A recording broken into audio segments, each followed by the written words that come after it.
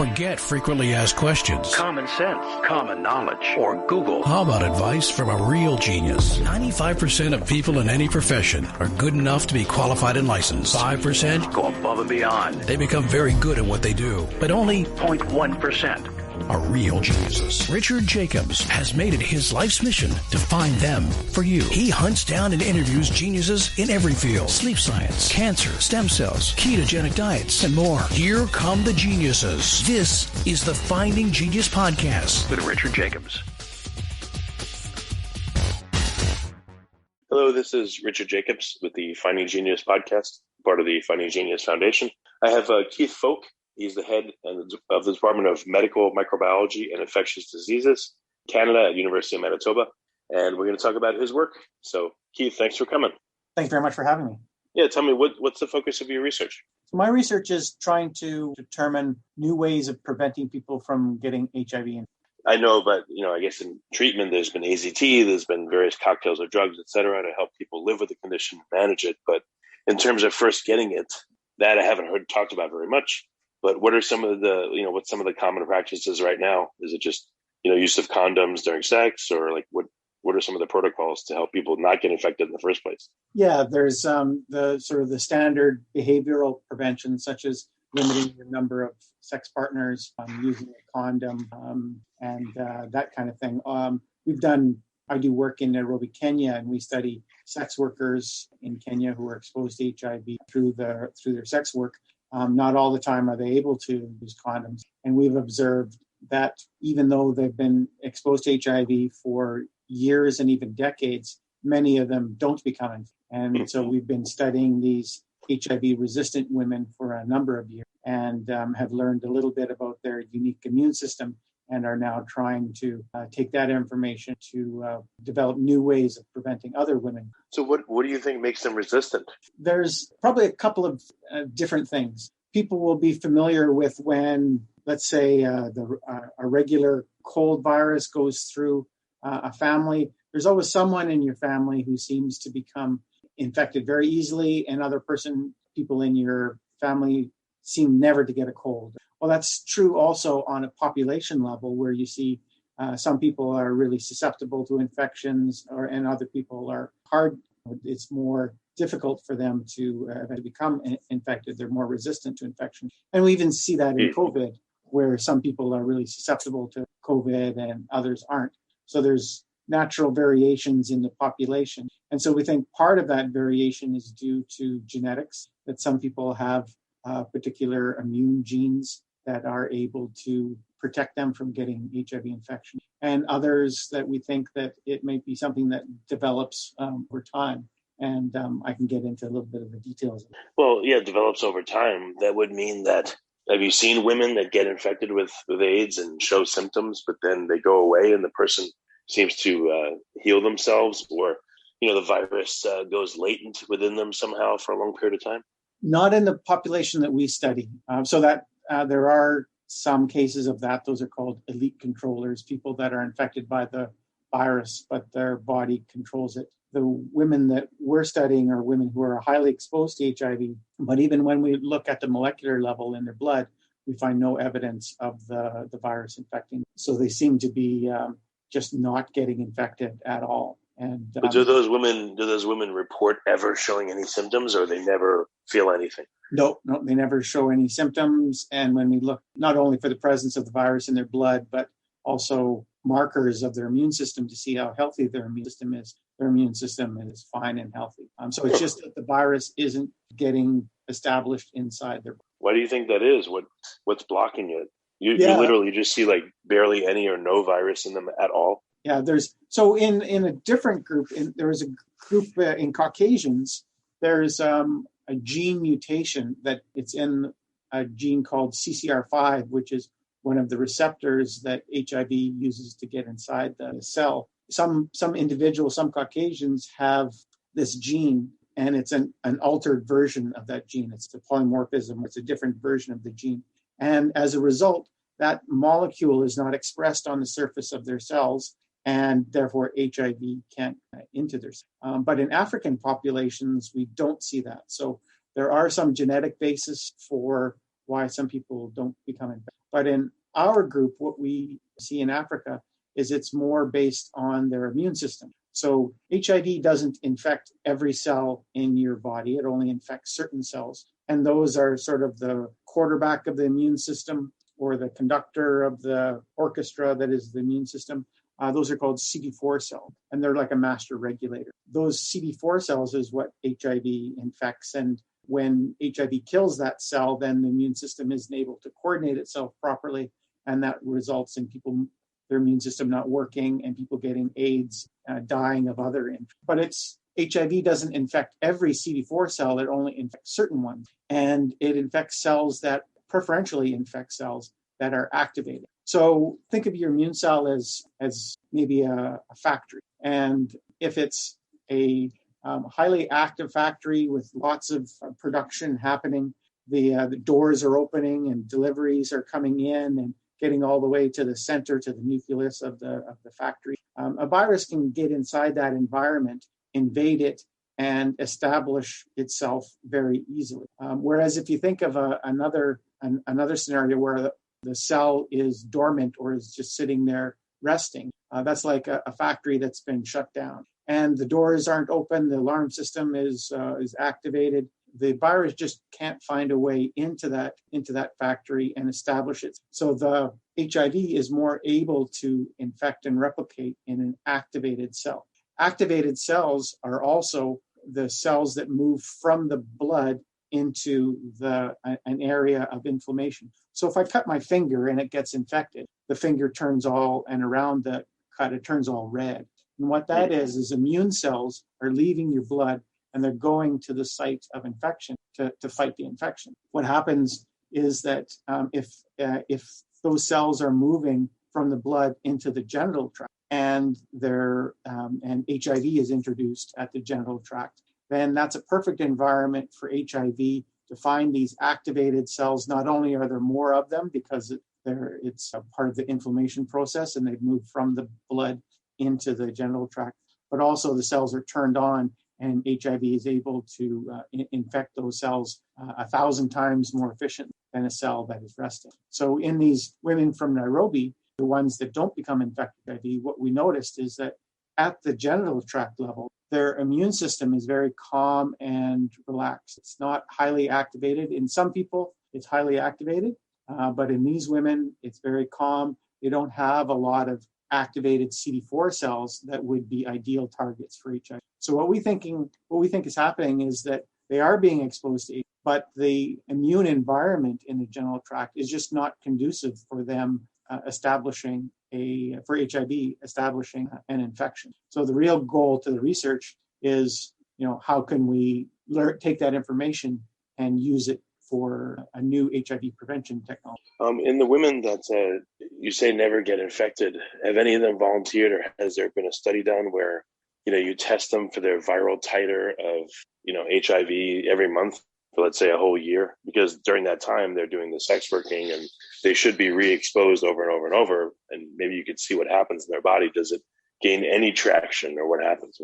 Yeah, so we've done those kind of experiments where we've looked in their blood for any evidence of infection over decades, and we see no evidence of infection. Now, if we take their cells and we take them out of their blood and we put them into a test tube and we stimulate their cells artificially so that the cells get turned on and become activated, and then we add HIV in the test tube, we can see that their cells can be infected by HIV. So it's not that there's an absolute block from their cells getting infected. It's just that in the normal environment, they don't have a lot of the activated immune cells in the genital tract. Therefore, the risk of getting it is lower than other women. So what does that say? That says that with their immune systems aren't, do they tend to get sick with other things, or they have a pretty adequate immune system? It's just that, in terms of HIV, it's not very, I don't know how to put this, but I guess it's not on a hair trigger with HIV. It's not reacting to it very strongly. Yeah, it's a great question. The immune system is all about balance. And if your immune system is overly activated, then people will often develop autoimmunity. So your immune system starts fighting your own body. And so you don't want that.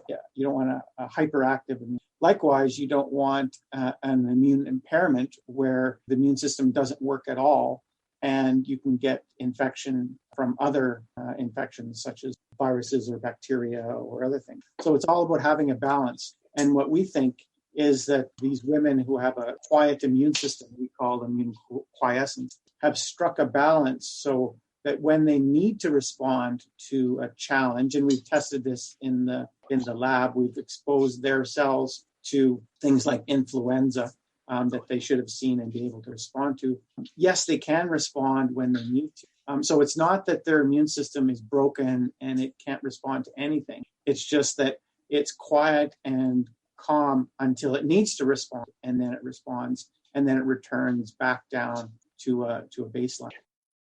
Before we continue, I've been personally funding the Finding Genius podcast for 4.5 years now, which has led to 2,700 plus interviews of clinicians, researchers, scientists, CEOs, and other amazing people who are working to advance science and improve our lives and our world. Even though this podcast gets 100,000 plus downloads a month, we need your help to reach hundreds of thousands more worldwide. Please visit findinggeniuspodcast.com and click on Support Us. We have 3 levels of membership from $10 to $49 a month, including perks such as the ability to see ahead in our interview calendar and ask questions of upcoming guests, transcripts of podcasts you're interested in, the ability to request specific topics or guests, and more. Visit findinggeniuspodcast.com and click Support Us today. Now, back to the show. Do these women tend to get sick less often than other women, or more often, or in a different way, or just get slight symptoms and never get very sick? What do you observe? They get other infections, so it's not like they never get, they're not resistant to everything that comes along. They get other things like herpes infections and other infections. So it's not that resisting everything of it, it's just that in particular to HIV, they're not getting HIV. And yet they're super susceptible to everything that comes along. They're resisting most infection regularly. Well, based on their response or lack of response, are there any other conditions that you think they would respond in a similar way to? They wouldn't respond as badly, and what else are they protected against, for instance? Yeah, HIV is unique in that it really focuses on infecting activated, and so the women are. I think it's unique. Their quiescent immune system places them in a unique position, fight off HIV. Whereas something like a bacterial infection, they're not as. So the focus of our research now is how can we take that information and apply it to others? And what my lab is really focusing now on is, can we prevent HIV infection, not by focusing on the virus? So we were talking earlier about ways of preventing HIV, including using a condom and changing your partners and maybe taking, there's some HIV medications that people who are highly exposed to HIV can take. All of those things focus on the virus. But there's 2 sides to the equation. One is the virus and the other is the cell. You need both of those things to come together to make an HIV infection. So we're focusing not on the virus, but trying to keep that activated immune cell from migrating to the genital tract where HIV could infect it. And so if we're thinking of ways to try to limit how an immune cell moves from the blood into tissue, that's the inflammation process. So there's lots of drugs that are anti-inflammatory. And so we did a study looking at a very safe and well-known anti-inflammatory drug to see if it would decrease the number of HIV target cells. And that drug was aspirin. So we've done a study to look whether aspirin can help to create an environment that would be conducive to people not getting HIV infection. Interesting. I don't know, does this reveal anything about the mechanism of HIV itself? By observing these women's cells and their response to it or lack of response? Yeah. So we did a pilot study where we took women and we exposed, and they took low dose aspirin, 81 milligrams, and they took that daily for 6 weeks. And that's the same amount of aspirin that sometimes people will take to prevent, if they have cardiovascular disease and they want to prevent inflammation that can cause problems with cardiovascular. That's the amount they take. So there's hundreds of thousands of people globally who are taking that low amount of aspirin every day for years and years, and it's quite safe. So we asked from Nairobi to take aspirin for 6 weeks, and we observed a 35% decrease in the number of HIV target cells in the genital in women who aspirin. So it doesn't directly say that they're less susceptible to HIV, but if there's fewer HIV target cells in the genital tract, then there's a decrease. Should they become exposed to HIV, that would result in the infection. If you like this podcast, please click the link in the description to subscribe and review us on iTunes. So would this be used as like a prophylaxis, before you have sex, take an aspirin an hour before and use a condom, et cetera? And would that be a recommendation? Yeah. So what we want to do is provide options for people. We think of it as the HIV Prevention Toolkit. And not all tools are useful for everyone. So if someone only has an occasional sex partner and they're looking to protect themselves, then focusing on condoms is the best option. However, for people that are highly exposed to HIV, then they might want to take an antiretroviral medication, but some people don't like to take those drugs. They do have side effects. And the women that we were working with in Nairobi said that they know aspirin and they're familiar with it, and they would feel that would be something safe. So the idea is that someone could use a condom, they could take aspirin, and they could maybe take an antiretroviral or choose different sex partners. That's not always possible. Women who are sex workers often don't have great ability to select who they're having sex with. They have sex with their clients, and often they're paid more to have sex without a condom. And so there's lots of reasons why women are empowered to use other prevention methods. So anything that we can do to be another tool in the toolkit is an important goal. And we're hoping that aspirin is one of the tools we can prove would be beneficial. So what do you have to do to prove it? Do you have to do a clinical trial, or in situations like in Africa, do you just offer it, or what can you do? What are the rules there?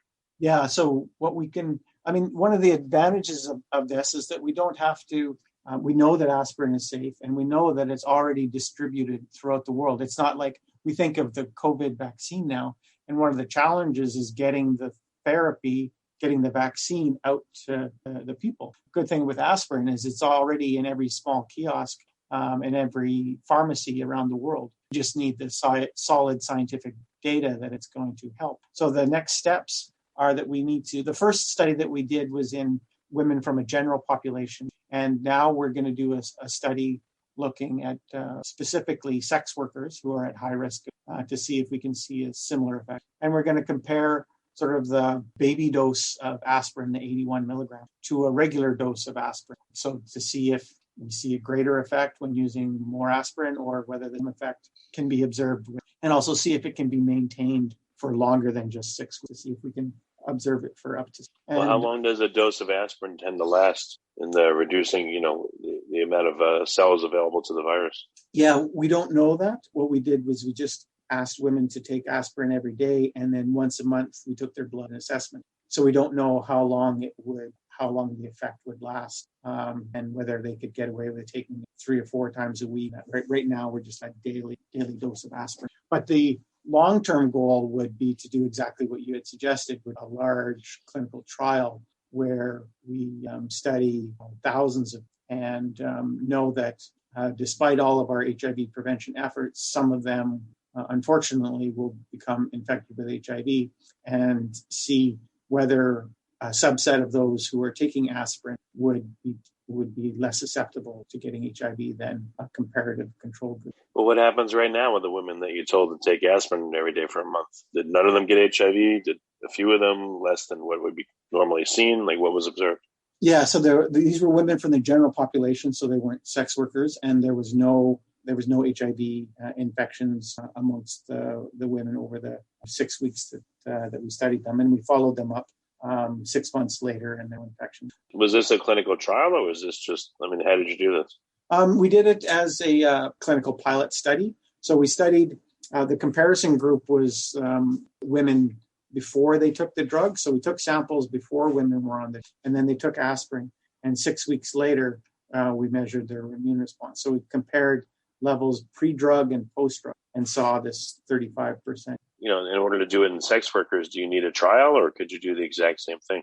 We're actually going to do it in a more rigorous way, where we have a subgroup of women that are not taking any drug, and then another group that are taking low-dose aspirin regular strength aspirin, and we're going to compare between the three groups. So more in a clinical. Okay, I see. Long-term goal would be to actually, so what we're measuring in these studies is that activated CD4 HIV target cell in the genital tract. And that's what our primary outcome measurement is, to really determine if it's going to have an effect in HIV prevention. The outcome that you want to measure will be HIV infection. And for that, we need thousands, tens of thousands of people. But what about people that are on HIV drugs?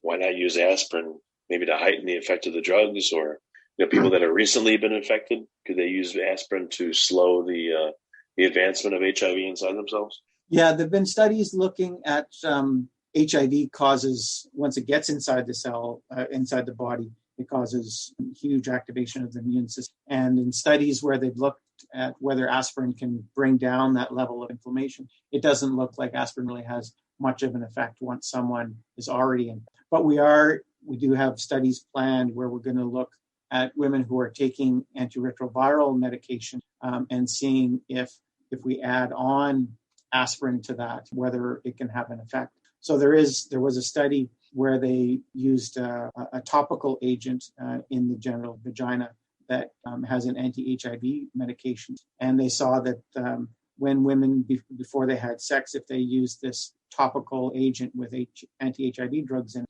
they were at a reduced risk of HIV, which is good news. But the bad news is if the women also had inflammation in their genital tract from things like bacterial vaginosis or other inflammations in the genital tract, which are quite common, then the protective effect of the anti-HIV medications in their genital tract was completely wiped out by inflammation. So what we want to do is see if we can bring down levels of inflammation with aspirin, and that may help and boost the effects of antiviral medications. Why does inflammation, you think, counteract the beneficial effects of aspirin? Is it because the immune system's in a constant activated state? So maybe even if the aspirin brings down like the numbers of a certain kind of receptor, maybe they're heightened to the point where it doesn't affect the infection?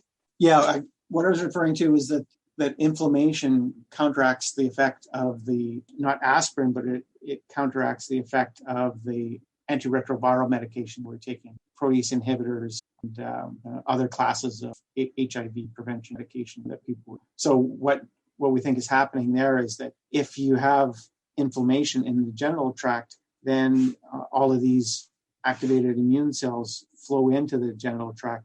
They become infected. And even though there's anti-HIV medications there, it's not sufficient to prevent HIV from replicating. So the additional layer of preventing the immune cell from getting to the genital tract at all through using an anti-inflammatory agent such as aspirin, we think have an added benefit. Are there people in which HIV is a lot more aggressive and fast and really knocks them down? And is that correlated with them being inflamed in the first place? Yeah, there's individuals who, once they become HIV infected, progress very rapidly. And there's a number of factors that contribute to that. One is the type of virus that they get. Secondly, it's the genetics of their immune system.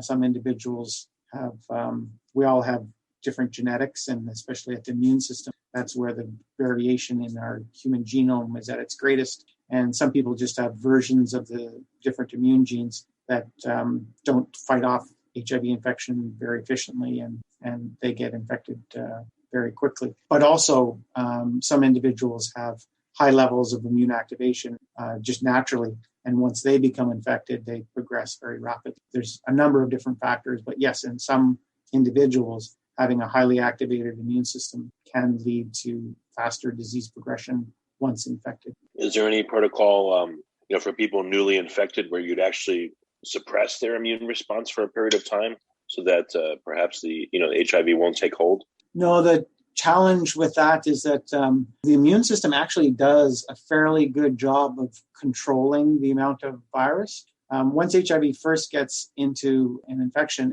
it sort of, the immune system hasn't had a chance to adapt to it yet. And HIV replicates at very high levels.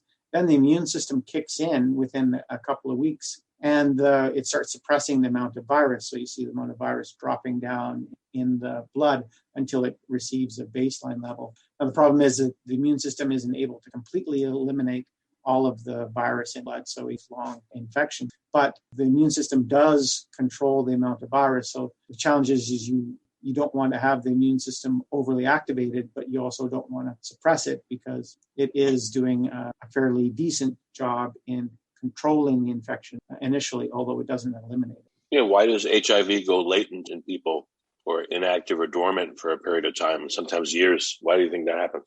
Yeah, that happens. So at a cellular level, there'll be some cells that are HIV infected that continue to replicate at high levels and kick out the virus. But there's also some cells that are HIV infected where the virus goes into this latent, and that's where it just it sits in a quiet immune cell, and it just sits there dormant until years later that cell becomes activated, and then that cell starts to the factory becomes turned on, and HIV is then woken up and to replicate in there. So in any one infected individual, you would have these active replicating cells, and those are the cells that anti-HIV medications, the protease inhibitors and the nucleoside analogs, integrase inhibitors, those kinds of medications are able to suppress the replicating virus. But there's also these reservoirs of HIV that are hiding in these quiet immune cells. And that's a real holy grail for looking for an HIV cure, is how can you either keep these reservoir immune cells quiet all the time so that they never wake up and produce more virus, or how do you force them all to wake up so that you can use anti-HIV medications to clear the virus from those cells. So that's an area of research. What do you think HIV is monitoring for, the condition of the host that tells it, okay, go latent, or okay, come on out and infect again? I think a lot of it is just due to chance. HIV is such a hard virus to develop a vaccine to because it mutates so quickly. So if you think of influenza, so every year there's a different influenza strain that's circulating around. And so they have to develop a new vaccine to it. And we all get shot for that vaccine. And we hope, I hope this vaccine matches closely to what the circulating virus is going to. Well, if you take all of the influenza viruses throughout the whole world and did a genetic map of them, and then if you took one person who was HIV infected, after 3 or 4 years, the amount of viral diversity in that one HIV infected person would be more than all of the influenza genetic variation in the world. So the amount of HIV, it makes lots of mistakes when it's replicating itself. And most of those mistakes result in the virus being defective. So only one out of every 1,000 to 1 out of every 10,000 viruses are actually able to replicate itself. The rest have made mistakes and they're no good. But this sort of random mutation that can occasionally give the virus a benefit, and it can be a benefit by mutating around the anti-HIV drug medication, or it can mutate around the immune response. So you might have an immune response that is controlling the virus, and then the virus mutates. And one of these variants is not recognized by the immune system. And so that one survives and replicates and goes on very well. So in terms of the reservoir, some viruses will go into a latent stage just based on the nature of the cell that they infect, nothing to do with the virus itself, but the virus, the cell that they get into is a cell that is quiet and resting and is going to sit there for 10 years before it does anything. And so I think that's part of it is the genetics of the virus, but part of it is just the chance of what cells does the virus get into and what's the destiny of that cell. And if that cell is destined to sit quiet for 10 years and not doing anything, then that's where the reservoir is hidden next to it. But how do you know that, the virion progeny, most of them are not going to be effective? Like, if you sampled people and you see a bunch of misshapen virions or, their sequences are such that, like, how can you tell that they wouldn't be able to infect cells? Yeah. And that there's such a low fidelity rate of good copies? Yeah, there's a couple of things you can do. You can take in the lab, you can grow virus, and you can look through an electron microscope and count the number of viruses that are there visually. And then you can take that sample and dilute it down such that there should only be one virus per sample. And then you use that to infect new cells. And what you'll find is that the majority of those virus particles, although they look like viruses, they don't result in a productive infection. And the same as if you look for the genetic material of the virus, you can see that there's so many viral copies in a sample. But then when you go to see how many of those are actually infectious by putting them onto cells in the lab, you'll see the majority of them are not. So the estimate is about 1 in every 10,000 viral particles is active. So in order for an HIV infection to work, it needs a whole bunch of different variants? Or do you think it just needs 1 or 2 successful variants in order to infect? They've done studies to show that it's called a bottleneck, that if in a sex partner, that sex partner may have lots of different HIV viruses body. When they have sex with a partner and transmit that, it looks like there's only one virus that gets through. So it's not like a new infection comes with 100 new viruses. It's actually fairly difficult for HIV to establish an infection. And usually only one virus is able to get through and to establish an infection where it starts to replicate in a new person. How would you know that? I mean, someone having sex, they're not going to preferentially only get certain kinds of viruses. I would think a whole swarm of them, with different variations would enter. So there must be a culling, or I guess the ones that are effective infect and the ones that aren't just stay resident and eventually get consumed by the immune system.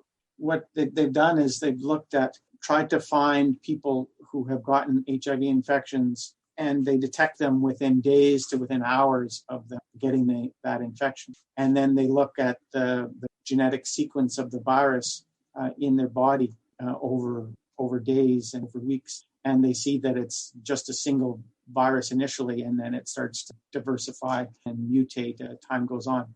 And they'll identify the partner of that person, and they'll look at their genetic sequence and see that person has all different kinds of genes. So it's in the act of transmission where it seems to be quite difficult and only one virus gets through. That's why we think that if we're able to reduce the number of HIV target cells in the genital tract down by 35% or even more, that might even increase more that bottleneck, make it harder for the virus to get through and establish it. That's odd because, this is transmitted sexually, but it's similar to, a bunch of sperm entering into a woman and, only one makes it. Yeah. So it's kind of funny. It seems analogous. And I wonder what some of the winnowing mechanisms are and, what the competition looks like. Of course, you don't want to deliberately infect someone. Yeah, the mucus traps a lot of virus, so not all the virus gets through the mucus layers. Not all the viruses are infectious, like earlier, and that even if HIV gets into a cell, doesn't mean it's going to establish a productive infection inside that cell. If it gets in one of those resting cells, then it's probably not going to be able to fully establish infection.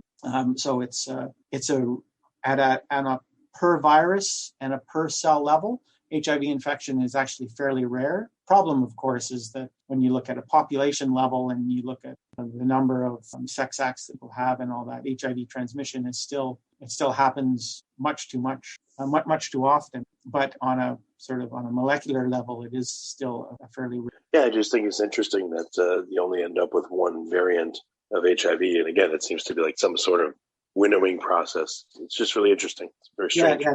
There's a lot of research that's gone into identifying what are those are called founding virus. What are the characteristics of a founding virus? And if we can understand that only certain characteristics allow a virus to get it to establish an infection, then maybe we can target HIV prevention to that particular virus. The approach that I like with our aspirin is that no matter what variant of HIV is out there, they all still need to have the susceptible host cell to infect. And if we can reduce the host cell, then hopefully, no matter what virus variant people are being exposed to, decrease in the infection. Well, what's different about the different types of HIV that infect people? I'm sure that's been studied. Very different, slightly different. What's different about them, and how does that translate into efficacy of infection? Yeah, HIV is broken down into a number of subfamilies called clades, and people have looked to see that if certain clades of virus are more easily transmitted than others. So in North America, we have clade B virus, whereas in South Africa, there's clade C virus, and then in Kenya, where we do our studies, there's D and E virus, and then there's different recombinant of all of those. And people have looked at, and some of those sort of subclasses of HIV seem to be more easily transmitted than others. But I think the main characteristic of what virus gets transmitted and not comes down to more the ability of that virus to replicate a host, less dependent on general characteristic of viral. But are there specifics to this, or is it it's still more at the theoretical stage? There's no specific determinations of what makes a particular conformation of HIV more effective than another? Yeah. People have studied that, and they've looked at, that's called the fitness of the virus, how suitable the virus is to establish infection. And the fitness has to do with the binding affinity of the receptor of the virus, which is 120, how well that binds the host receptors, and then also the molecules that help duplicate the genetic material of the virus, the polymerases, how well they work, how well the reverse transcriptions and all that. So there's a number of different factors identified that improve the fitness of the virus. Okay. So very good. What's the best way for people to find out more about your work? Where can they go? My lab has a webpage, fowkelab.com, and people are welcome to visit that and learn a little bit more about HIV prevention studies that we do. And we also do some COVID studies and HIV therapy studies. Lots going on in the lab. Well, very good. Well, thank you for coming on the podcast. I appreciate it. Great. Thanks, Richard. Yeah, thanks for the interest.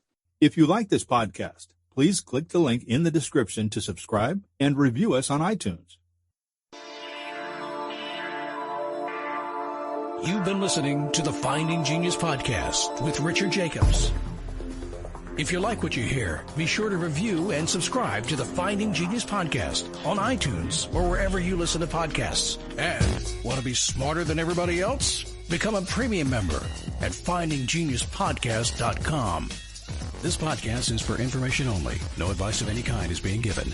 Any action you take or don't take as a result of listening is your sole responsibility. Consult professionals when advice is needed.